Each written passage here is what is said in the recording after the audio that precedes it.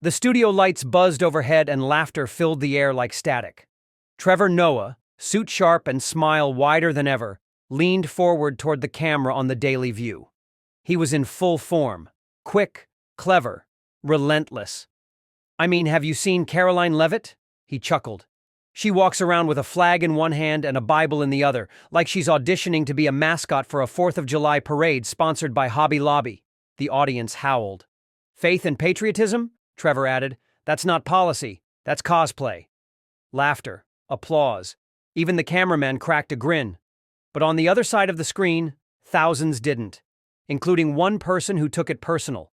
Karoline Leavitt, watching from a quiet green room at Fox News, didn't flinch. She didn't reach for her phone. She didn't post. She stood up, adjusted her blazer, and looked into the mirror. "He doesn't know what I stand for," she whispered, "but he's about to." That night, without warning or script, she requested a live spot on CNN. Her team protested, "Don't do this on his turf." But Karoline wasn't going to wait for permission. "He mocked millions who believe what I believe. This isn't about me. It's about all of us." The next morning, Trevor's team received the invitation. A live debate. No edits, no teleprompters, just 2 voices, 1 table, and a country watching. Backstage, before going on, a producer asked Karoline, "You nervous?" She didn't smile. "I don't bring fire, I bring truth. But if he wants fire, he'll get burned." The CNN stage was darker than usual, muted blue tones, a single table, 2 chairs. One held Trevor Noah, legs crossed, smirk loaded. The other remained empty, for now. The opening credits rolled. A booming voice announced, "Tonight, an exclusive conversation on faith, identity, and American values." Trevor Noah meets White House Press Secretary Karoline Leavitt. The crowd roared, mostly fans of Trevor. Then she walked in. Karoline's heels echoed as she crossed the studio. Navy blazer, hair pulled back, a small cross at her neck, a folded flag pin just above her heart. She sat, no handshake, no smile. Trevor leaned in first. "So glad you could join us. I was afraid you'd be too busy saluting flags and quoting Leviticus." The crowd laughed. Karoline didn't. "Noah," she said calmly, "your jokes reach millions, but what you said last night, you didn't mock me. You mocked every soldier's daughter, every Sunday school teacher, every immigrant who came here because they believed both God and country meant something." The laughter stopped. She turned to the camera. "To people like Trevor, the cross is comedy and the flag is fabric. To me, they're why I stand." Trevor raised an eyebrow. "Relax. It was a joke." "And I'm not laughing," she replied. The crowd murmured. Karoline leaned forward. "You know what's funny, Trevor? You mock the flag, but you cashed your first U.S. paycheck under its protection. You mock faith, but you built a career in a country that allows you to speak freely because others believed in something bigger than themselves." Trevor opened his mouth, but she cut him off. "You say I'm cosplay? I say you're confusion wrapped in a suit. You built your brand by tearing down what built this country. Well, guess what? Some of us still believe in it." A woman in the crowd clapped, then another. Trevor looked stunned. Not angry, surprised. "Karoline, you sound like you're on a crusade." "No," she said, "I'm on a mission, and your jokes just put fuel in the tank." The host tried to jump in. Too late. The energy had shifted. She wasn't there to defend herself. She was there to defend something bigger. And for the first time in a long time, Trevor Noah wasn't the one holding the punchline. The crowd had quieted. Trevor Noah shifted in his seat, not out of fear, but out of focus. Karoline Leavitt had taken control without raising her voice, and that made it worse for him. He cleared his throat, forcing a smile. "So you think faith and patriotism are above criticism?" Karoline's eyes locked onto his. "Number, I think they're above mockery when people die to protect them." A low oof came from the audience. "You want to talk about freedom, Trevor?" she said, leaning forward. "Let's talk about Selma. Let's talk about Normandy. Let's talk about the pastor who marched with Dr. King with a Bible in one hand and an American flag in the other." The screen behind them lit up. Fox News had prepared a clip. Grainy black and white footage of a World War II veteran kneeling beside a battlefield cross. Then a civil rights march, flag held high. Karoline turned to Trevor. Was that cosplay too? Trevor stayed silent for a moment, just long enough for the weight to settle. I'm not saying patriotism is bad, he replied. I'm saying blind patriotism, blind faith. It's dangerous. Karoline nodded. Then stop mocking people who see clearly through both. There's a difference between questioning and belittling. You didn't challenge ideas, you reduced them to punchlines. The audience shifted. Some who had come to laugh now leaned in to listen. You're not dangerous because you speak freely, Karoline continued. You're dangerous because people believe you're telling the truth when you're just telling jokes. Trevor laughed nervously. It's comedy. We're supposed to push buttons. Then don't be shocked when someone pushes back. Applause broke out, surprisingly strong. Trevor tried to steer the conversation. So what, Karoline? We should all carry flags and quote scripture in every meeting? She smiled. Finally. Number. But maybe we should stop pretending that people who do are the problem. That line stuck. Across the country, social media picked it up. Stop pretending that people who love faith and country are the problem. It spread like fire. And Trevor Noah, the seasoned performer, realized he was no longer hosting the show. He was caught inside someone else's defining moment. Trevor tried to keep his rhythm, his signature mix of humor and critique, but Karoline had shifted the tone. And now, she changed the direction. She turned to him. No smile, no script. Trevor, can I ask you something personal? He hesitated. Unfamiliar territory. Sure, he said carefully. Karoline sat up straighter. You grew up in South Africa. You saw injustice, real injustice. And yet, when you speak here, it's like you've forgotten how precious freedom is. The audience went silent. She continued, Do you really think mocking people who cling to faith and the flag is bravery?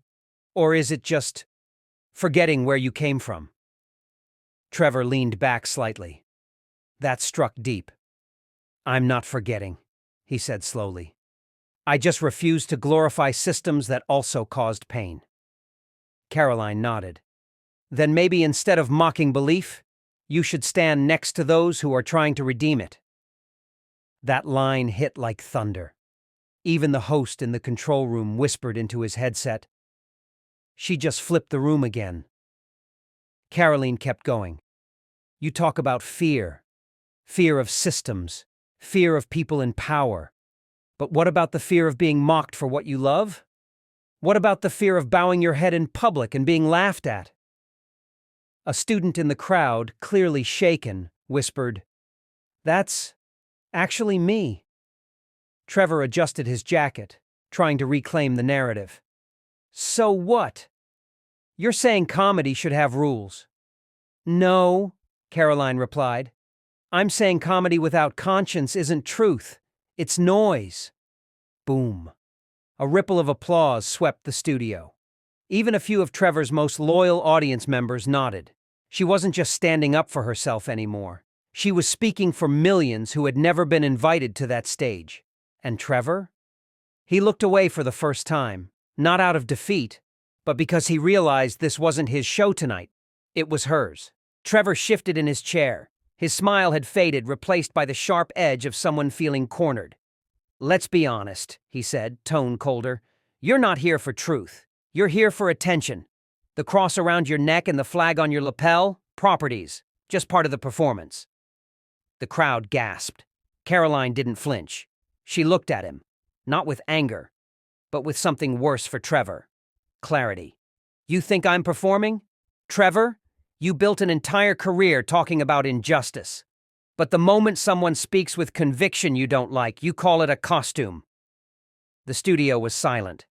She leaned slightly forward. You mocked my flag. You mocked my faith. You called them stage props. Her voice dropped, low, deliberate. Do you remember the first time you got pulled off a bus in Johannesburg because of the color of your skin? Trevor blinked. The air turned electric. You've told that story on stage before. How it made you feel invisible. Like your dignity didn't count. She paused. And now, you're trying to make me feel the same way. For what I believe. That's not comedy. That's control. A few audience members muttered in agreement. You survived a country that tried to silence you. Now you're trying to silence the very people who helped build the freedom you now enjoy. Trevor's hands were clenched, but there was no comeback. Karoline pressed further. You didn't fight for your voice just to mock the voices of others, Trevor.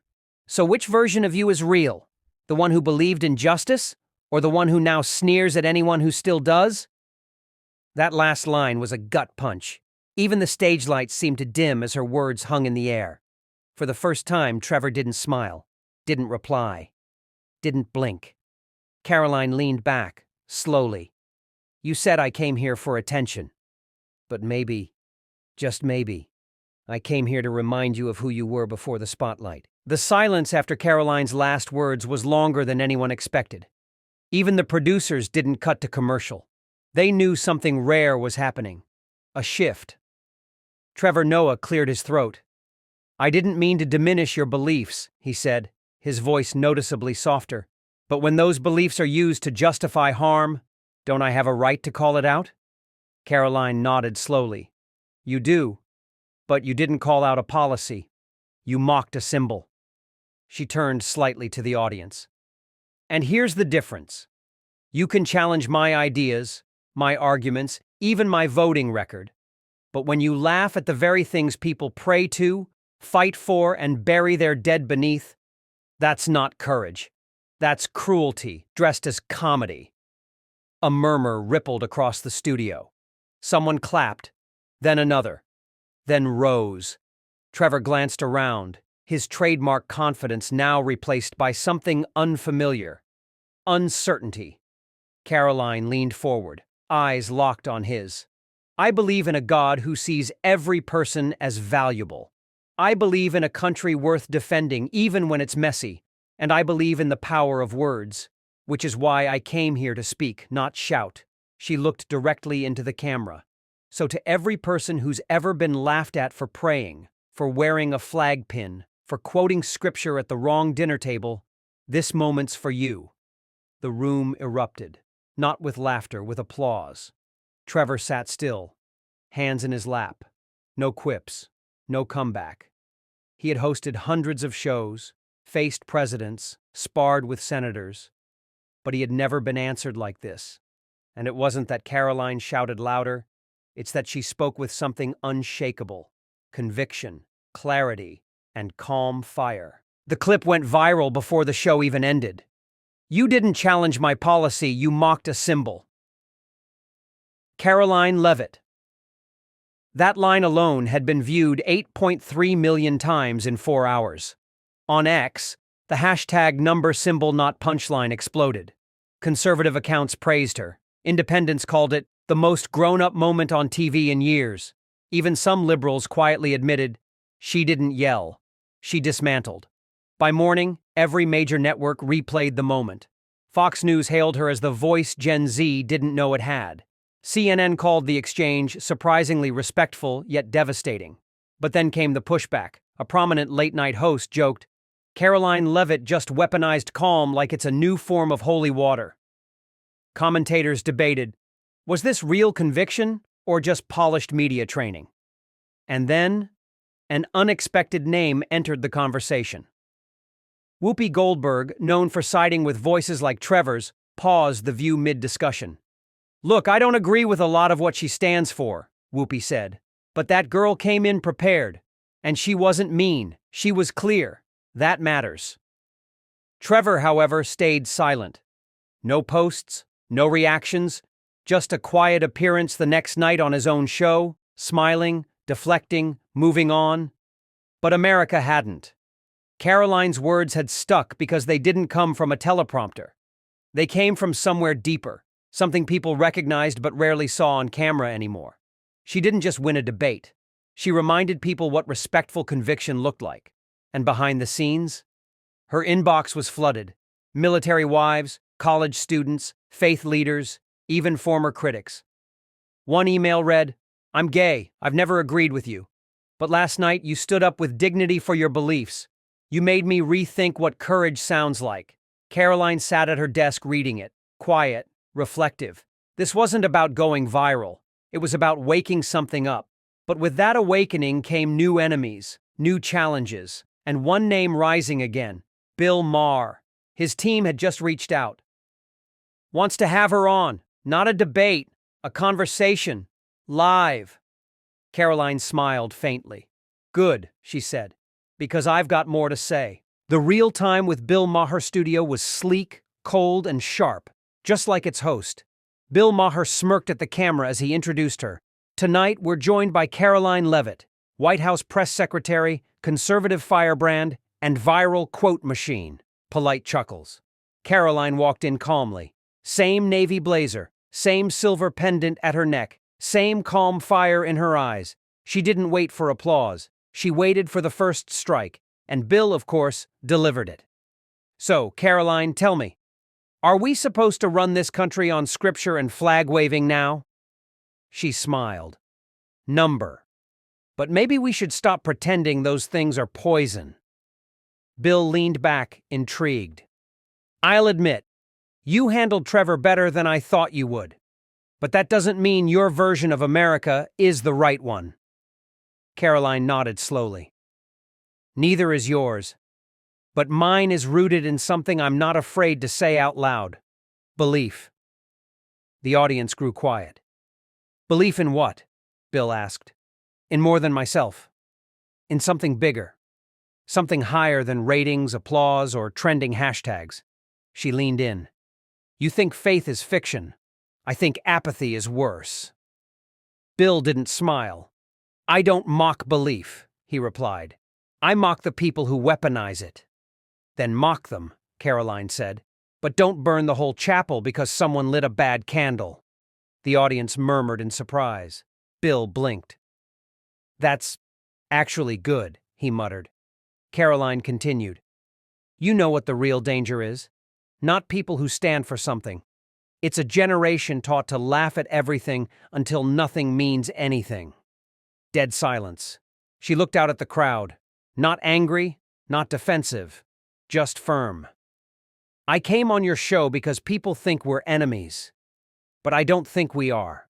I think we're just two people who took different exits off the same road, looking for the same thing, meaning." Bill didn't respond right away. Then finally he said, "I've had hundreds of guests. Most try to impress. You didn't try. You just showed up." Karoline nodded. "That's the problem, Bill. Too many people try. Not enough people mean it." The screen behind them faded to black. But America was watching. And for the second time in a week, Karoline Leavitt didn't just win a debate. She shifted the culture. Karoline sat alone in her office, the glow of her laptop screen illuminating a dozen open tabs. Every outlet had her name on their homepage. Karoline Leavitt stuns again on Maher. From staffer to symbol. Who is she really? Leavitt's calm fury is reshaping the narrative. But that wasn't what made her pause. It was the flood of emails. Hundreds, then thousands, of letters from people who had never written to a public figure before. A soldier's widow from Texas. A high schooler who got mocked for wearing a cross. A former atheist who had just started going back to church. But one message froze her hand above the mouse. "Your story made me think of my mom. She always told me never to be ashamed of what I believe. She died last year. Last night when you said, 'Don't laugh at what people pray to,' I felt like she was sitting next to me again." "Thank you," Karoline closed her eyes. And for the first time since it all began, she let herself feel it. The weight, the responsibility, the memory, because she hadn't always been like this. She remembered being 17, sitting in the back row of her small-town New Hampshire church. The day her best friend whispered during the sermon, "I don't know how you believe in all this. It's kind of embarrassing." Karoline had smiled at the time, awkward, quiet, but when she got home that day, she took off the tiny silver cross her grandmother had given her. She didn't wear it again for almost 4 years, until the day she joined the White House communications team and found that same cross in a drawer, waiting, untouched, still shining. "If I can't wear this now," she had whispered to herself, "when will I ever be ready?" And now, after Trevor, after Maher, after going viral for simply believing, she opened her notes app and wrote one line for her next speech. "I stopped hiding when I realized silence doesn't protect truth. Truth protects itself when you let it speak." She stared at the screen, then looked down at the cross around her neck, not as a symbol, not as armor, but as a promise. And when she looked back up, she wasn't just a press secretary anymore. She was a mirror for millions who had felt small, quiet, or dismissed, and finally saw themselves on a stage that wasn't supposed to belong to them. The invitation came from Columbia University, a student forum on free speech and identity. Most guest speakers got polite applause. Karoline Leavitt got warnings. "The room may be hostile. Protesters will be there. You don't have to do this." She didn't hesitate. "If I only speak where I'm welcomed, then I'm not speaking. I'm hiding." That night, she walked onto the stage wearing black slacks, a crisp white blouse, and the now iconic silver cross. The crowd buzzed, some clapped, some booed. The moderator tried to calm the room. "Let's be respectful." But respect had left the building the moment Karoline was introduced. A student in the front row stood and shouted, "Why do you think your faith is more valid than anyone else's?" Karoline didn't flinch. She didn't even ask for quiet. She just stepped forward to the mic. "I don't." Silence. "I don't think my faith is more valid. I just think it's mine. And if I can't speak it, neither can you." The room stilled. Another voice from the back. "Aren't you tired of being used as a symbol?" Karoline smiled faintly. "Symbols don't talk. I do." "You only got famous because of TV moments," another shouted. "No," she said calmly. "I got heard because I stopped apologizing for what I believe." Then she did something no one expected. She paused, and then she told them the story of the silver cross, of the day she stopped wearing it, and the day she finally put it back on. The crowd leaned in. Not all, but enough. Protest signs lowered. Phones stopped recording. Eyes met hers. She ended with one line. No drama, no raised voice. "I came here thinking I'd have to defend myself. But maybe I'm just here to remind you, the loudest person isn't always the most honest. Sometimes the quiet ones are just done being silent." Standing ovation? Number? But something better. Stillness, reflection, and thought. That night, when the video hit social media, it wasn't the usual storm. It was calm. A slow burn. "I didn't agree with her," one student wrote, "but I couldn't stop listening." She didn't preach. She just showed up.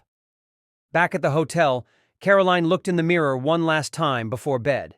She didn't smile. She didn't pose. She just whispered, "That's how we win.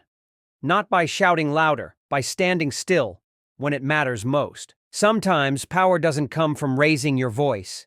It comes from standing firm when the world wants you to sit down.